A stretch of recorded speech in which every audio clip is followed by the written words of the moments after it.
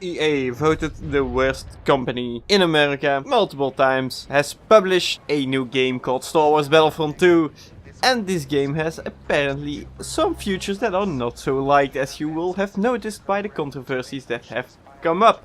We all know how bad EA is, we all know what kind of disgusting stuff they do, how they try to profit from us and merely see us as walking wallets. Well, today we're gonna explore what's Disney's role in all of this.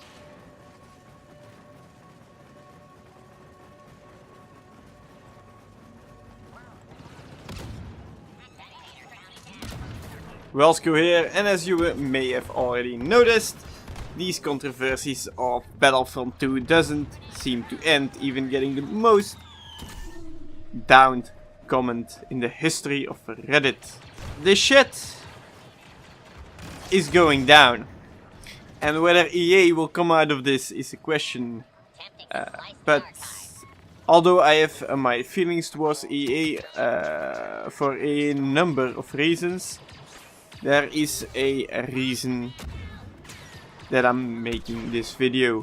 EA isn't alone in this case, and I will try to explain that. So let's start with the progression part of a game. In order to understand all these controversies, we have to understand one thing, and it is progression. In a game such as Star Wars Battlefront 2 and most other multiplayer games, there is a set amount of maps, a set amount of characters, and a set amount of weapons. All these weapons, characters, and maps are limited. It is normal. It is how it is supposed to be. Every game works like this. And all maps are usually available. What tends to happen is that companies make all maps available and let players reward themselves by completing challenges, and those challenges give them weapons, or give them skins, or give them emotes, or whatever. Basically, if you play a lot with this weapon, you get rewarded for that weapon. This is, let's say, a direct reward, which means you can actually see it, you know, you can have it. It's loot. In Battlefront 2, the weapons are the only ones that follow the system. So that means, for example, the specialist class, if you have 50 kills with the specialist class, you get the sniper. If you get 500 with the sniper, you get the other one. If you pre-order, you get another one. Then there are also what, let's say, indirect rewards. These are more subjective rewards. What does this include? So what does this include, these indirect rewards? These are the ones that you'll often find with highly competitive games such as StarCraft 2 or Counter-Strike or Dota. These rewards are merely the adrenaline rush you have while playing the game. The feeling. My personal favorite example would be PUBG. I can remember the early days of winning, that adrenaline, that shaking, that moment of joy, that absolute rush, happy feeling, you know, or winning a close Counter-Strike game, or the feeling of owning with a certain playstyle.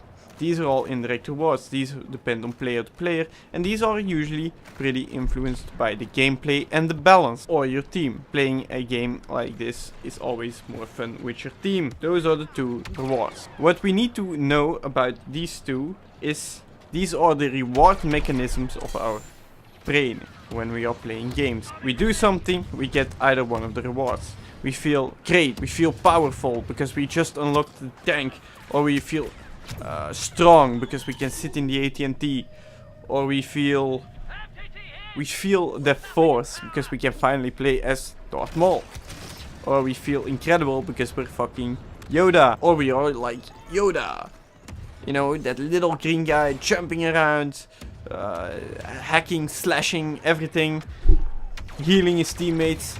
It gives you a certain feeling. Playing as Darth Maul or Boba Fett, it has different feelings. Those are the indirect rewards we are speaking about. Now, what we have to know is that in order to understand these mechanisms, these rewards, we have to understand our own brain. Our own brain doesn't really like logical subject, in the sense that it doesn't like to think. It likes to make things as simple as they are. If you shoot if a guy runs behind cover and you throw a grenade, the guy will move from cover. It's a pattern. Enemy in cover, throw a grenade, enemy moves from cover or dies. Simple as that. For those who want to research this more, this is called classic conditioning. You know, we complete a challenge, we get a reward. The same way a dog performs a trick, he gets a cookie. He doesn't do it, he doesn't get a cookie. Classic conditioning. That's how our brains like to operate. That is the basis of progression. You will see it everywhere. You level up, you get better, you acquire more stuff. Think about WoW or another MMORPG. That was a mouthful. In WoW, you need to be max level and then you can join the raids. Joining the raids is a direct reward, and the sense of relief, the sense of happiness, the sense of victory. You know, yes, I finally am max level after all these hours, after all these moments, etc, etc. These are the indirect rewards. Those two combined is one of the reasons WoW was so successful. And still is. Give credit where credit is due. Part 2. Revenue.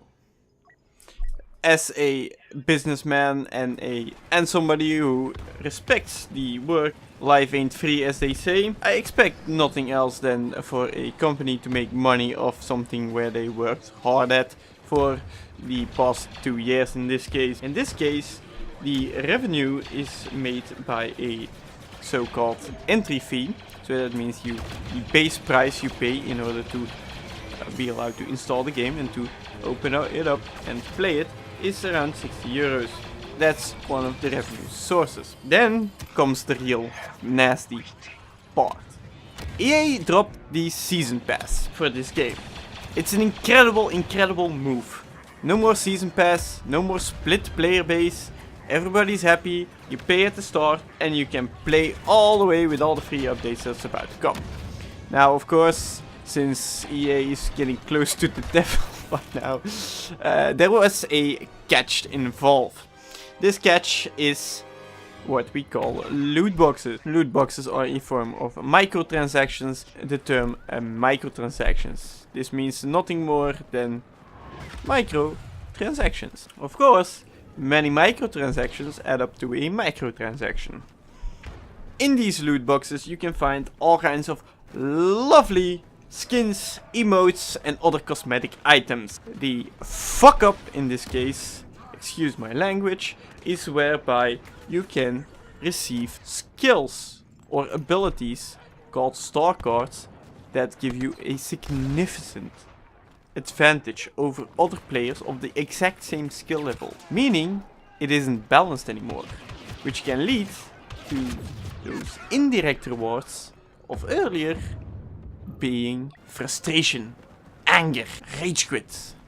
That's not what you want. Loot boxes, as you already know, are random numbers, meaning you can get lucky for life, or you can get unlucky. In my case, I usually get the worst of the worst. So let's talk about the company structure around this deal. Disney owns Lucasfilm. That one was pretty clear for most people, that Disney has the business control, to say it like that, over Lucasfilm. The Lucasfilm was acquired for around $4 billion. So Disney doesn't want to lose this baby that easily. Now, EA owns DICE, Motive Studios and Criterion. Those are the 3 studios that are responsible for Battlefront 2. Motive made the single player, DICE the multiplayer component, and then we have Criterion Games that made the flying component. So these are 2 separate companies, Disney and EA being the main guys. Now, Disney owns the intellectual property of Star Wars. That's Lucasfilm's department. Everything Star Wars is Lucasfilm. EA has the technical capabilities, the Frostbite engine, the people to make a game, servers and everything like that. So they combine Disney combines their intellectual property with EA's technical capabilities. The red arrows, as you see on the screen, are simply ownership, from the ones who own towards the company they own. The blue are the under-licensed project. So it means both Disney and Lucasfilm license their intellectual property to EA. They say, here's our book, here's our movies, here's our clothing, concept arts, whatever it is, make a game for us. And EA then combines their technical capabilities with the material they've been given.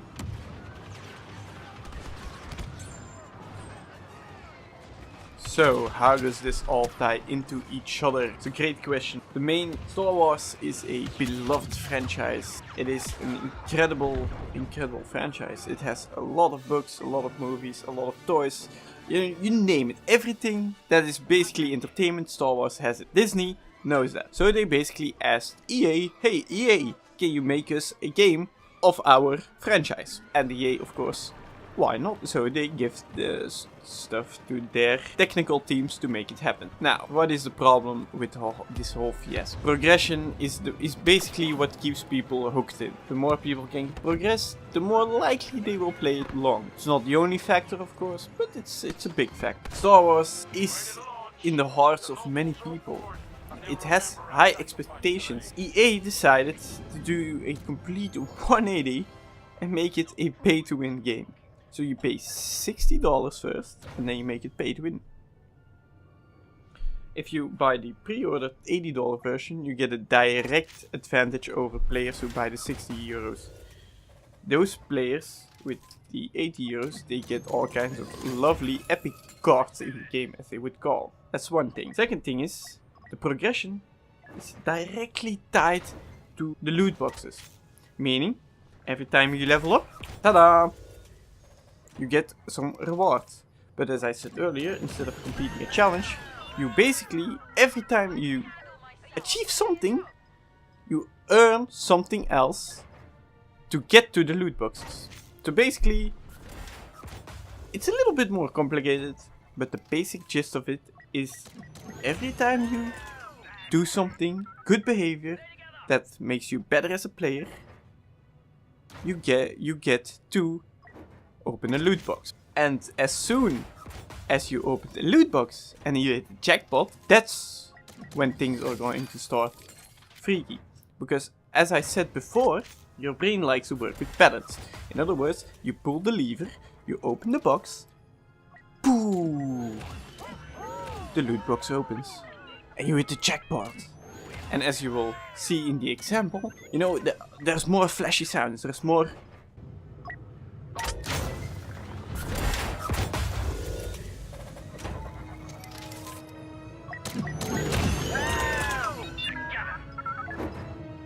things happen. Exactly how it happens, because, you know, if you hit the jackpot, all the coins, you know, fly out, the lights go on, the sound, it's just designed to make that dopamine rush extremely big. So, in other words, EA doesn't make money off most players. Most players will only buy €1 or €5 of loot boxes, if they go for the loot boxes at all. It is. Some people absolutely don't care about money. They just, you know, give me all the good stuff, and they open loot box after loot box after loot box, and their life goes on. Nothing happens. Nothing. But there are a few people who will get addicted. And why will they get addicted? Because they pull the lever and they hit the jackpot. And their brain goes, aha, every time I pull the lever, I hit the jackpot. Logically, they know it's true. Everybody knows. Emotionally or subconsciously, each time they pull the lever, they think, the jackpot will come. And that's why you hear, oh, I'll win with the next one. I'll win with the next one. I'll win with the next one. It's addiction simplified. But those are the people who will spend $2,100 to unlock everything. Or 4,528 hours if they're really dedicated. But nobody, the demographic of EA, doesn't have that. There is nothing wrong with making Darth Vader and Luke Skywalker, the most iconic heroes, 60,000 credits. There's nothing wrong with that. I was actually quite excited for that. The reason being is I expected, how naive I may be, that when I unlocked those, or when I was playing the game, I would get credits based on performance plus effort, how it was in the first game. So I could, like, you know, work really hard towards a character. But it's not the way. It's purposely designed so you only have to put in time and not effort. So you basically, the longer the match runs, the more credits you get. Effort is calculated in, but at the moment, speaking of the release,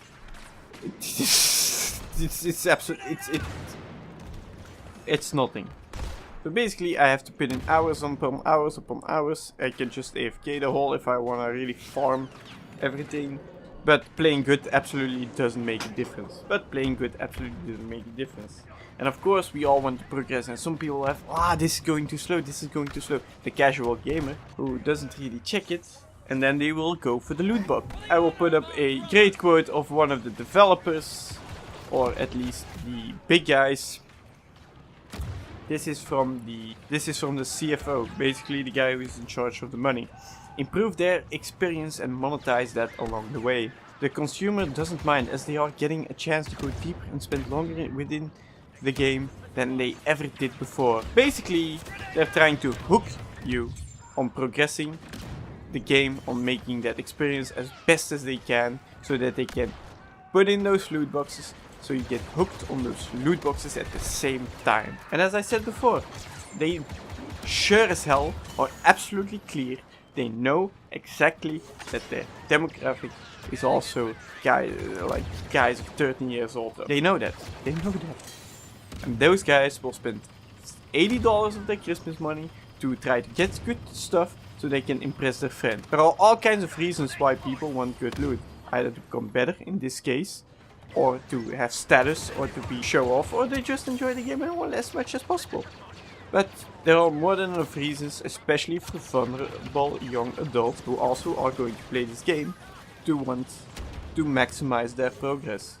And if they get addicted along the way, it will not stop with those loot boxes from EA. Now you can think to yourself, what the hell does Disney have to do with this?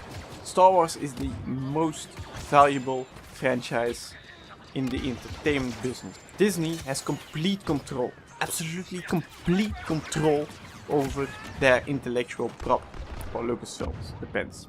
But Disney was watching very closely during the development on how the characters looked, on basically everything that you see with your eyes. If there was a button wrong with a character, they could send their whole legal team in. If EA decided, nope, we're not gonna change that. Disney could send their whole legal team in, EA wouldn't have done anything, and they would lose a ton of money.